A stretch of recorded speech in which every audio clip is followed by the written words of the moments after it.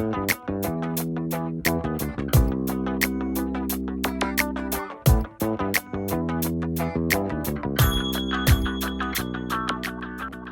Conseil général des ruraux a commencé à travailler sur la précarité énergétique, mais surtout à partir du prisme développement durable. Et il y a une équipe en 2001 qui a commencé à s'intéresser à cette notion de précarité énergétique. Depuis les années 2003-2004, au niveau du pacte, enfin des pactes et du pacte du Douaisis, on a commencé à travailler sur l'insalubrité et la non-décence. C'est quand on a rencontré ces familles-là qu'on a commencé à se dire qu'il y avait vraiment un problème, une corrélation qui devait exister entre l'état de leur santé et le logement. Donc dans toutes ces familles-là, on avait des problèmes d'asthme, de bronchite, d'angines à répétition, d'enfants malades, etc.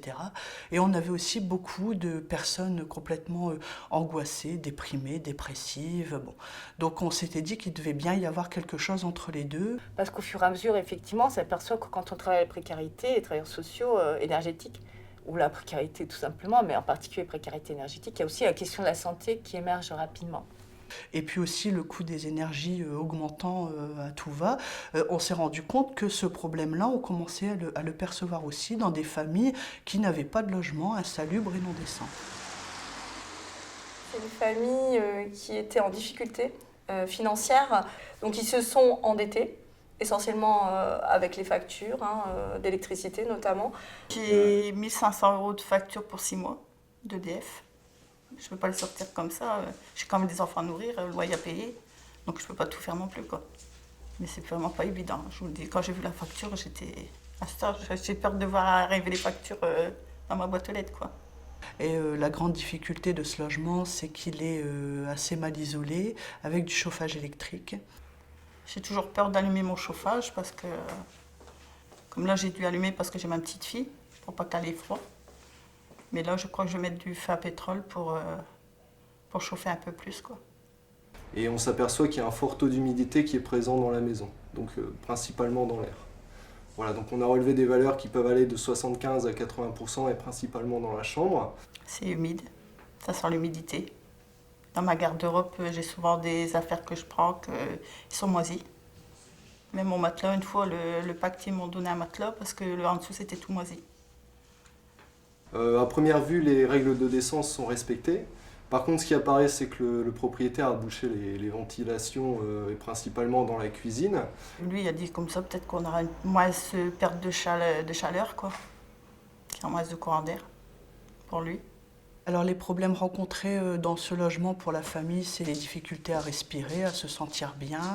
Surtout que j'ai un garçon qui est asthmatique, il prend un traitement à vie, donc c'est plutôt à lui que je pense. On se dit c'est aussi le logement peut-être qui les a rendus un peu malades, quoi. Oui, ça joue beaucoup sur mon moral. Je pense sans arrêt, j'en ai marre, je voudrais déménager. Il n'y a aucun manquement au décret d'essence dans ce logement-là, d'où aussi un peu la difficulté à agir sur l'état du bâti et du coup jouer sur les factures énergétiques. Parce que je ne peux plus ici.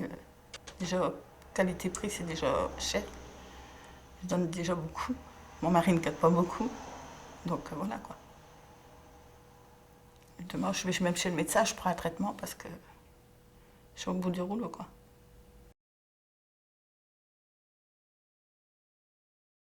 On peut remarquer que sur les dernières années, les factures ont augmenté, ou en tout cas les publics se sont retrouvés de plus en plus en difficulté pour régler leurs factures.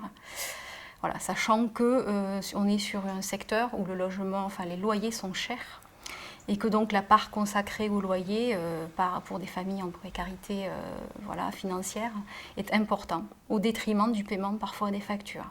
Ici, on est sur un logement qui n'est pas insalubre ni indécent, mais qui est quand même assez dégradé par, je dirais, deux éléments dominants. On est sur des bâtiments anciens en pierre qui, quand il est mal chauffé ou très peu isolé, a tendance à moisir. Donc là, on a à la fois des problèmes d'humidité, une absence complète d'isolation et beaucoup de déperditions liées à la pénétration d'air avec les vitrages qui étaient anciens, peu efficaces, etc.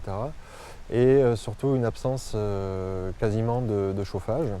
Donc j'habitais là avec mes filles, je dormais là, dans mon salon, et je m'allumais le convecteur, souvent ça ne suffisait pas, et j'allumais le feu. la cheminée. Je faisais brûler ce que j'avais. Quand je trouvais du bois. Quand j'avais du vieux linge. Je brûlais au tout venant pour essayer de tenir le coup, de ne pas attraper froid, puisque j'étais fragile des bronches. Des problèmes respiratoires qui font qu'on a essayé de trouver une solution qui soit à la fois économe et performante, mais aussi compatible avec l'occupant. Sachant qu'il y avait déjà une cheminée dans la pièce principale, on aurait pu placer un insert, qui était une solution facile et assez économique. Mais étant donné les problèmes respiratoires, on n'a pas voulu placer un système à combustion directement dans la pièce principale, donc on s'est tourné vers d'autres solutions. J'avais pas beaucoup de lumière non plus. Ça m'a manqué, le soleil m'a manqué. J'adore le soleil. Et je pense que ça a joué sur mon moral, c'est sûr. Ça a joué sur mon moral. Déjà, ils m'ont posé les baies en alu blanches, déjà. Ça a éclairé la maison. Déjà, il y a plus de lumière, il y a plus de jour. Puis j'étais contente de voir l'amélioration de la maison. J'ai fait du ménage, j'ai escampé tous les vieux trucs qui embarrassaient, là. J'ai tout jeté, j'ai tout mis devant la porte dans une remorque. Et là, quand l'électricien est venu aussi, qui m'a mis des ampoules, c'était la lumière, c'était beau. C'était beau. Alors les familles ne lient pas, leurs problèmes de santé quand ils en parlent, ne lient pas forcément aux conditions d'habitat. Mais le fait de parler en hiver des problèmes d'asthme de leur enfant, les problèmes d'affection ORL à répétition, ce genre de choses. La précarité énergétique aussi, je trouve, modifie l'usage du logement. Alors dans le sens où je veux dire que, par exemple, les personnes arrêtent les VMC, ou quand il y en a, parce qu'il n'y en a pas toujours, mais voilà, bouchent toute aération qui est normalement prévue pour aérer le logement et pour l'assainir. Voilà. Et ça cumulé avec des chauffages d'appoint, style poêle à pétrole, et que même parfois les factures énergétiques, et notamment d'électricité, ne sont pas importantes, mais tout simplement, lorsqu'on questionne les personnes, on s'aperçoit que c'est parce qu'elles ne chauffent pas ou très peu leur logement. Voilà. Et certaines personnes nous disent clairement qu'elles paient leur loyer, préfèrent payer leur loyer, assurer le toit pour leur famille, leurs enfants, plutôt que de chauffer leur logement.